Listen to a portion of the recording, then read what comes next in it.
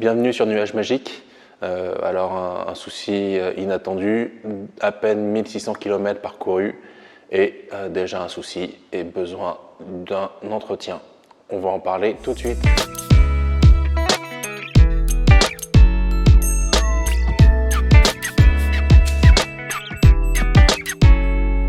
Je vais vous montrer de quoi il s'agit, ça ne m'enchante pas du tout. On peut voir ça directement en ouvrant le capot. Donc je vais basculer dans l'appli, je vais ouvrir le capot et je vais vous montrer ce qui se passe. Bon, voilà, le capot est ouvert, donc je vais vous montrer le souci. Le souci, il est ici. C'est vide. Il n'y a pas de liquide lave-glace. Et merde. Voilà, donc du coup, je vais devoir procéder à mon premier entretien avec la Tesla Model 3. Voilà, donc mon premier entretien, c'est de mettre du liquide lave-glace acheté chez Carrefour. Alors, la référence, elle est ici, voilà. Donc, liquide lave-glace dans la Tesla Model 3. On va essayer de ne pas en mettre partout. Alors, quand on a pris la livraison, ils nous ont assuré qu'il n'y avait pas de souci, qu'ils avaient fait le plein de liquide lave-glace.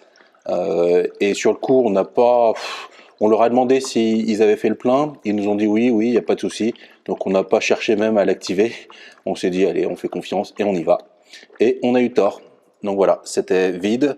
Il n'y en a jamais eu du liquide lave-glace. Et maintenant, on l'a rempli. Donc je vais juste essuyer le trop-plein, comme ça.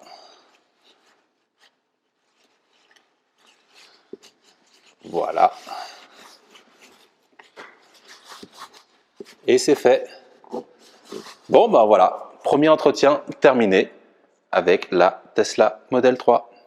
Bon, ça y est, le niveau du liquide lave-glace est terminé, on va pouvoir reprendre la route.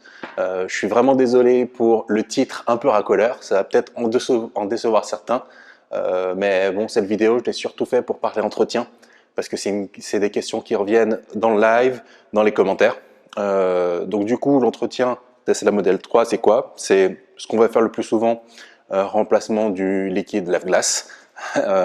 Ensuite va venir vérification du liquide de frein. Ça, c'est tous les 2 ans. Tous les 2 ans, on a aussi le remplacement du filtre habitacle. Tous les 4 ans, on a le remplacement du liquide de refroidissement de la batterie. La batterie est refroidie par liquide. Ça permet de maintenir des puissances de charge très élevées et faire plusieurs sessions de charge rapide dans la même journée sans que la vitesse diminue. Donc voilà ce que ça permet, mais ça demande un entretien. Donc tous les 4 ans ou 80 000 km. Ensuite, vous avez l'entretien de la climatisation, et sur la Model 3, c'est tous les 6 ans. Voilà, donc il n'y a vraiment pas grand chose à faire. En même temps que je parle, je vais essayer d'afficher les informations sur le site internet de Tesla. En dehors de ça, ça reste un véhicule, ça veut dire que vous avez quand même des contrôles que vous devez faire régulièrement, typiquement le freinage, les plaquettes. On n'utilise vraiment pas beaucoup de plaquettes parce que c'est un véhicule électrique et qui fait du freinage régénératif. Ça veut dire que quand on freine, on va utiliser le moteur pour freiner, très souvent, plus qu'utiliser les plaquettes. Donc on les use moins, ça veut dire moins de particules, on pollue moins, et en plus, ça coûte moins cher, moins d'entretien. C'est très courant que des Tesla restent plus de 100 000 km sur le même jeu de plaquettes. Alors ça demande quand même un minimum d'entretien sur les plaquettes, même si on ne les change pas, pour être sûr que ça ne va pas se corroder, que ça ne va pas se salir et que ça ne va pas derrière abîmer le disque. Donc voilà. Autre chose à garder en tête, c'est les pneumatiques. Donc ça, on les a pas encore remplacés. On a toujours besoin de pneumatiques et il faut les entretenir, les changer, passer d'avant à arrière. Il se trouve que là, c'est un modèle 4 roues motrices, donc je pense que c'est un peu moins important de permuter les positions.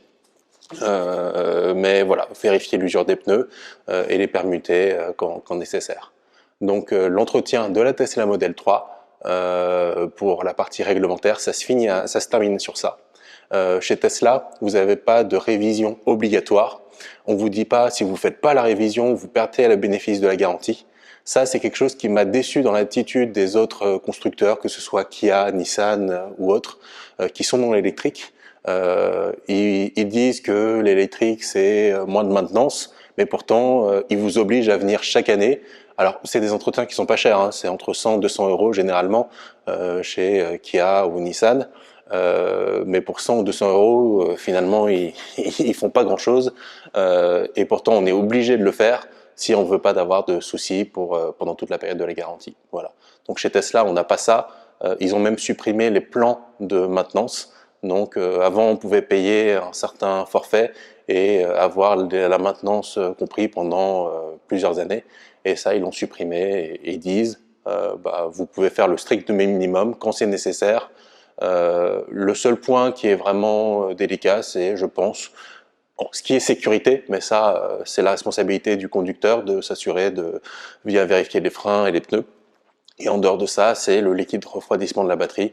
Et c'est important de suivre les préconisations de Tesla pour que la garantie de la batterie soit bien maintenue. Mais c'est tous les 4 ans, donc c'est vraiment pas souvent. Donc voilà ce qui se passe côté maintenance. Mais je tiens quand même à dire que, bon, même si on dit qu'il y a beaucoup de choses qui sont top sur la Tesla Model 3, il y a quand même des petits soucis.